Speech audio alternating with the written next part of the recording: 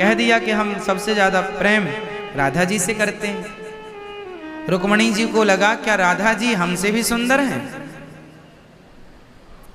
क्या राधा जी हमसे भी सुंदर हैं?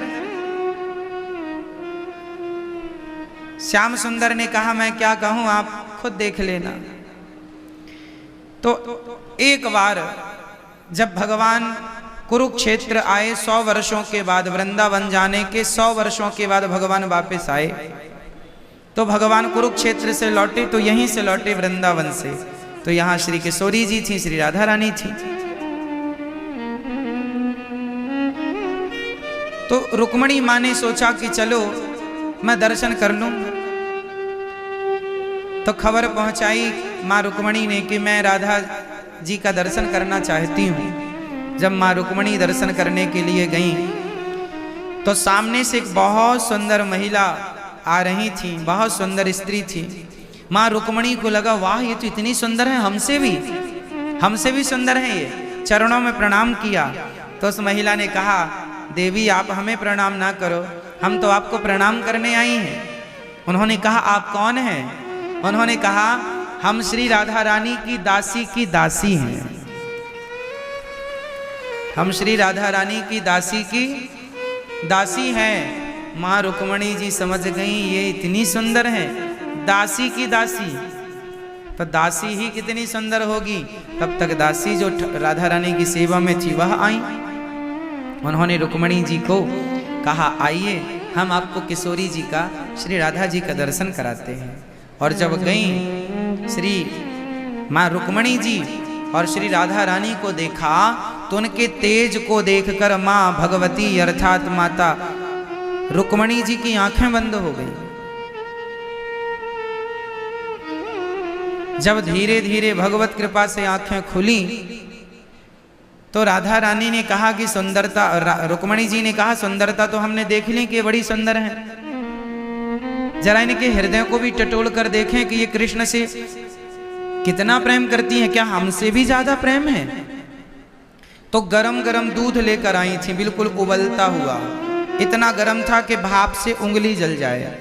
वह गरम गरम दूध उन्होंने राधा रानी को दिया, कहा श्याम सुंदर ने दिया है आप लीजिए। राधा रानी ने जब श्याम सुंदर का नाम सुना कि गोविंद ने दूध दिया है, गोविंद का प्रसाद हमारे लिए आया है, तुरंत श्री किशोरी जी ने उस पात्र को लेकर के दुग्ध पान करने लगी। और जब पूरा दूध पी गई, उफ भी नहीं किया, जलन क्या होती है कुछ लगा ही नहीं। रुक्मणी जी समझ गई हे भगवान इन्हें कोई असर ही नहीं हुआ, पूरा दूध पी गई। रुक्मणी जी ने प्रणाम किया, धन्य है देवी आप।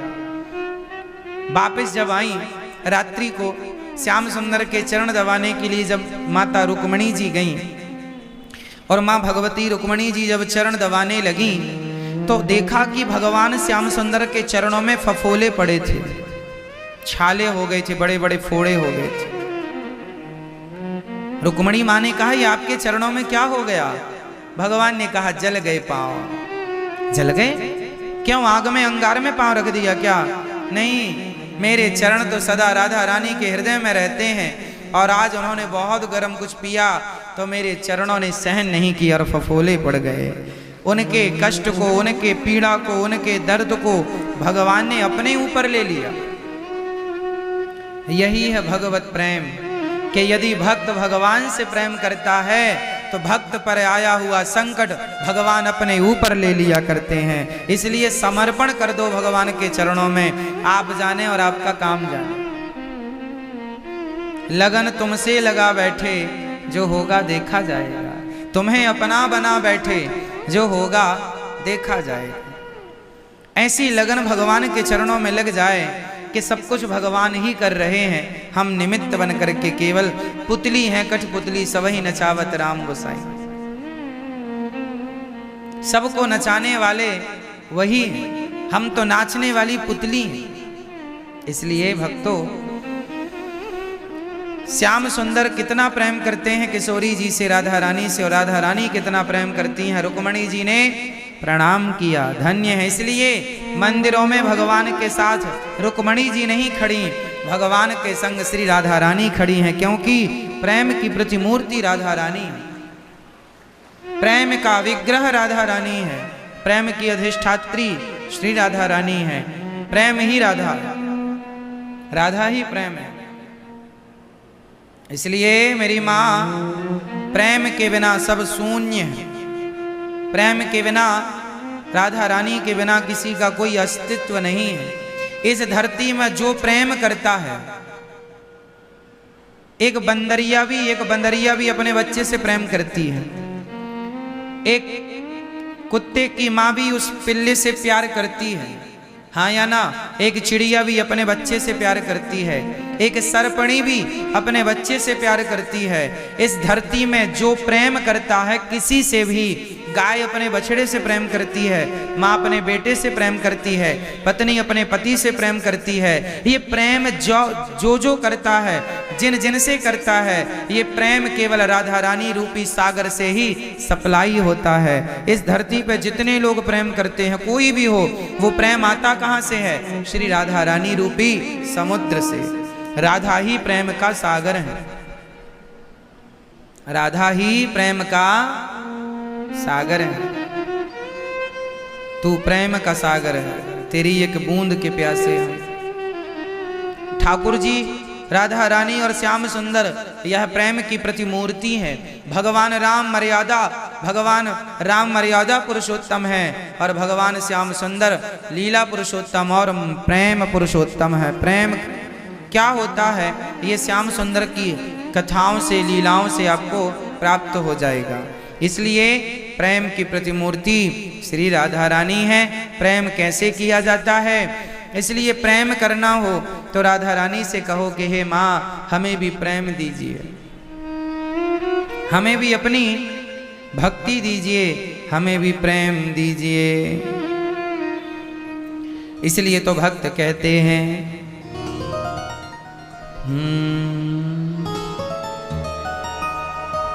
मुझे प्रीत की रीत सिखा दीजिए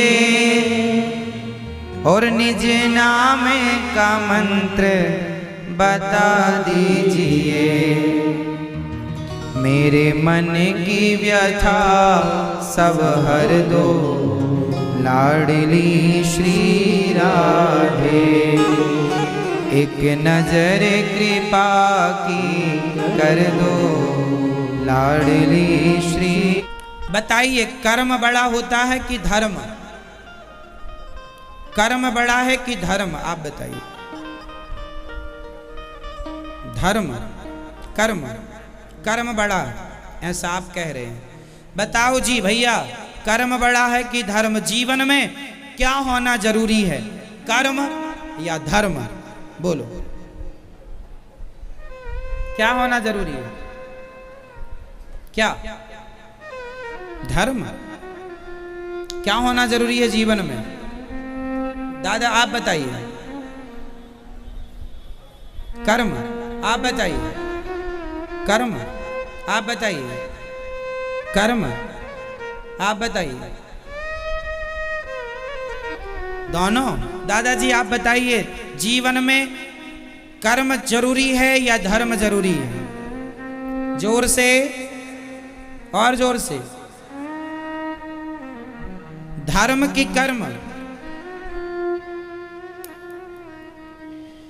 जीवन में जरूरी है धर्म। धर्म होगा तो कर्म होगा। इसको मैं समझाता हूं, समझेंगे तब समझ में आएगा, यूं नहीं समझ में आएगा। समझो, कर्म और धर्म क्या चीज होती हैं? अच्छा बताओ, आप लोग यहां बैठे कथा सुन रहे हैं, ये आप कर्म कर रहे हैं, हाँ या ना? आंखों की पलक झपक रही है, वो क्या हो रहा है? बोलो, कर्म हो रहा। आंख अपना कर्म, दिल अपना कर्म कर रहा है, पंपिंग कर रहा है। बोलो हाँ या ना? दूध बेचने वाला दूध बेच रहा है, क्या कर रहा है? अपना क्या? कर्म। शराब बेचने वाला शराब बेच रहा है, क्या कर रहा है? अपना कर्म। इस संसार में सब कुछ कर्म ही है। आप दूध पी रहे हैं तो आप कर्म कर रहे हैं, और आप शराब पी रहे हैं तो आप क्या कर रहे हैं? वो भी कर्म है। भाई शराब पीना भी कर्म है, दूध पीना भी कर्म है, हाँ या ना? बोलो हाँ या ना? शराब पीना भी कर्म है, दूध पीना भी कर्म है, गाय की पूजा करना भी कर्म है, और जो गाय पर तलवार चला रहे हैं वो अपना कर्म कर रहे हैं, वो भी उनका कर्म होगा। क्यों जी? हम बकरे को हरी घास डाल रहे हैं वो भी कर्म है, और बकरे के ऊपर कोई तलवार चला रहा वो भी कर्म। सब कुछ कर्म है। इसलिए कर्म तो सब कुछ है, पर जब तक धर्म का ज्ञान नहीं होगा तब तक आप कर्म नहीं कर सकते।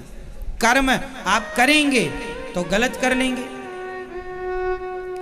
धर्म क्या कहता है बताइए? दूध पीना अच्छा है या बुरा है? जोर से। दूध पीने का कर्म अच्छा है कि बुरा? जोर से। और शराब पीने का कर्म अच्छा कि बुरा?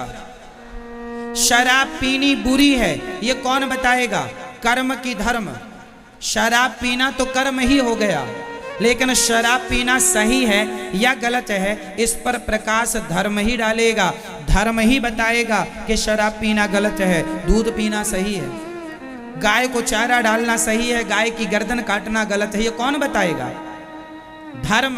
इसलिए जिसको धर्म का विधिवत ज्ञान होगा वही सही कर्म करेगा, जिसको धर्म का ज्ञान नहीं होगा वो गलत कर्म कर डालेगा। वो आप जो गलत कर्म कर रहे हैं इसलिए क्योंकि आपको धर्म का ज्ञान नहीं।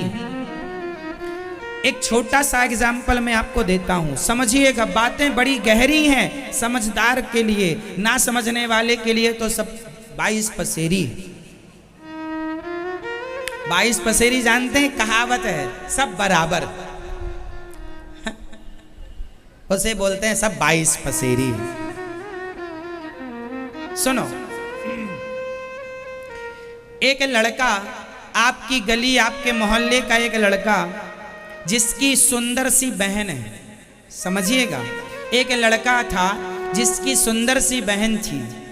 वो लड़का जब अपने घर से बाहर जाता तो गली मोहल्ले की लड़कियों को छेड़ता रहता था। एक लड़का था जो गली और मोहल्ले की लड़कियों को छेड़ता रहता था, लेकिन खुद की बहन बड़ी सुंदर थी, उसे नहीं छेड़ता था। अब मुझे आप बताओ कि वो लड़का जब सारी लड़कियों को छेड़ता था तो अपनी बहन को क्यों नहीं छेड़ता था? इसका उत्तर दीजिए, बताओ। वो अपनी बहन को क्यों नहीं छेड़ता था? आप बताओ। एक लड़का था, सारी बहन बेटियों को छेड़ता था गांव मोहल्ले में, पर खुद की बहन को नहीं छेड़ता था। क्यों? क्योंकि क्यों नहीं छेड़ता था? बताओ, सब लोग बताएंगे। बताओ, एक लड़का गांव मोहल्ले की लड़कियों को छेड़ता था पर खुद की बहन जो बहुत सुंदर थी उसे नहीं छेड़ता था। क्यों? वो गांव नगर मोहल्ले की लड़कियों को गंदी निगाहों से देखता था, लेकिन अपनी बहन को गंदी निगाहों से नहीं देखता था। जब लड़कियों को छेड़ता तो लड़की तो उसकी बहन भी है ना, लेकिन वो अपनी बहन को नहीं देखता गंदी निगाहों से। कारण बताओ आप लोग। क्योंकि वो जानता है कि ये मेरी बहन है, और धर्म कहता है कि बहन को कभी गंदी निगाहों से नहीं देखना चाहिए। मतलब वो 2 कौड़ी का लड़का जो बहन बेटियों को छेड़ता है वो भी धर्म जानता है। उसे किसने रोका अपनी बहन को छेड़ने से? बोलो जोर से।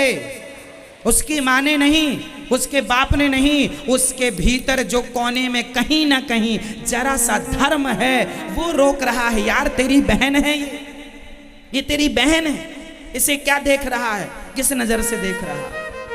हर व्यक्ति के कोने में कहीं ना कहीं धर्म पड़ा हुआ है जो आपको रोकता है। ये मेरी बहन है, ये मेरी माँ है। लेकिन वही जब धर्म किनारे हो जाता है तो दूसरे को देखता है, ये लड़की जा रही, उससे गंदी निगाहों से देखता, गंदे गंदे कमेंट्स करता है।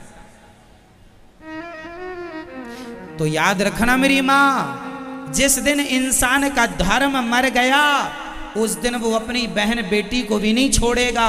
और जो नहीं छोड़ते अपनी बहन बेटियों को, मान लो उनका धर्म मर चुका है, मर गया। इसलिए धर्म ना मरने देना अपने अंदर का। ये जो तुम कहते हो ना कर्म बड़ा है, नहीं जी, धर्म ही नहीं होगा, तुम्हें धर्म का ज्ञान नहीं होगा, तो कर्म कौन सा करोगे? क्या कर लोगे? पंचर बनाने वाले को पंचर बनाने का ज्ञान नहीं होगा तो क्या पंचर बनाएगा? तो पंचर बनाने का जो ज्ञान है उस ज्ञान को ही धर्म कहते हैं। हमारी मैया, इसे रोटी बनाने का ज्ञान है, कितना पानी कितना आटा, तवे में कब रोटी डालना है, कब निकालना है, कब आग में सेकना है, ये जो ज्ञान है यही धर्म है। अब ज्ञान ही ना हो, धर्म ना हो, तो बताइए कैसी रोटी बनेगी? भाई रोटी बनाने का भी तो उसे ज्ञान हो, सही ज्ञान, तब ना सही रोटी बनेगी, सही साग सही सब्जी बनेगी। इसलिए जीवन में कर्म के पहले धर्म। देखो ये दास अनिरुद्ध बोल रहा है, बोलना कर्म है, लेकिन मैं वही बोल रहा हूं जो धर्म बुला रहा है। मैं धर्म में नहीं बोलूंगा तो कुछ भी बोल डालूंगा, विवाद हो जाएगा। बोलना भी है तो धर्म की मर्यादा से, धर्म का ज्ञान होगा तभी मैं बोल पाऊंगा, वरना कुछ भी बोलूं, पागलों की तरह बक बक बक बक करता रहूं, कौन सुनेगा? तो जीवन में कर्म जरूरी है, पर कर्म के संग धर्म का ज्ञान होगा तो सही कर्म होगा। मेरी मां, कर्म तो कर रही हो, धर्म का ज्ञान ही नहीं है, तो कितने दिन सही कर्म होगा? इसलिए जीवन में क्या होना जरूरी है? जोर से एक बात, जितनी मेरी माताएं बैठी हैं, एक सवाल आपसे, मैया सवाल का प्रश्न का उत्तर देंगी। बताओ, जो बातें आप अपने पति से करती हैं, क्या वो बातें आप अपने भाई से कर सकती हैं?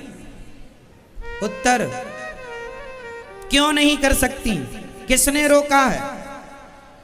जोर से, किसने रोका? यही है धर्म, जो रोकता है, जो आपके अंदर कोने में कहीं ना कहीं पड़ा हुआ है। ये क्या बात कर रहा है? ये बातें इससे करनी चाहिए। पति से पत्नी अलग बात करती है, भाई से अलग बात करती है। क्यों? सही है, तरीका अलग है, व्यवहार अलग है। जो व्यवहार पत्नी पति के संग करती है वो व्यवहार किसी और के संग नहीं कर सकती। क्यों? क्योंकि उसे किसका ज्ञान है? कौन रोक रहा है?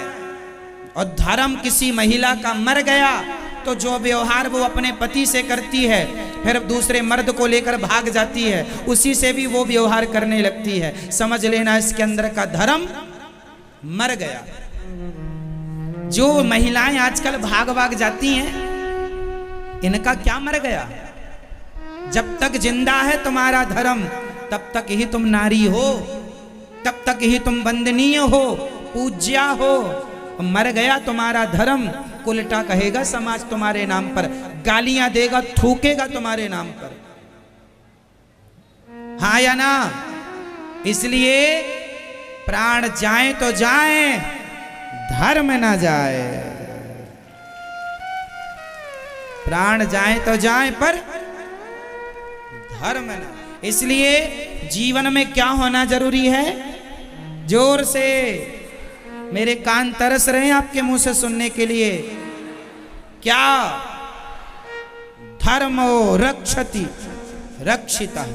जो धर्म की रक्षा करता है, धर्म भी उसकी रक्षा करता है। जो धर्म की रक्षा करता है, धर्म भी उसकी रक्षा करता। इसलिए मर जाना ठीक है, धर्म को त्याग देना ठीक। बताइए, कीमत प्राणों की है या धर्म की है?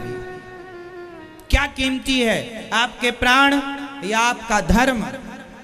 हमारे देश में ऐसे कितने राजा महाराजा लोग भये हैं जिन्होंने धर्म के लिए प्राणों का बलिदान दिया।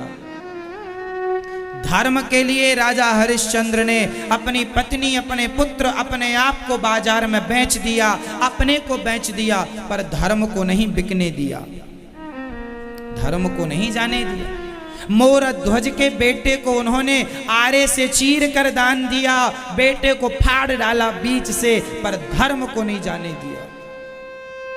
किसको नहीं जाने दिया? धर्म को। धर्म ही मूल तत्व है। धर्म है तो मैं अनिरुद्धाचार्य हूं, धर्म है तो मैं इंसान हूं, धर्म है तो मैं कुछ हूं, और धर्म नहीं कुछ भी नहीं। धर्म नहीं तो क्या है आप? आपके अंदर धर्म ही नहीं है। कुछ भी खाते हैं आप लोग, मांस वांस खा लेते हैं, आपके अंदर का धर्म मर गया है, इसलिए आप मांस खाते हैं। धर्म जिंदा होगा, वो धर्म कहेगा किसी की हत्या अपने स्वाद के लिए करता है, तुझे शर्म नहीं आती?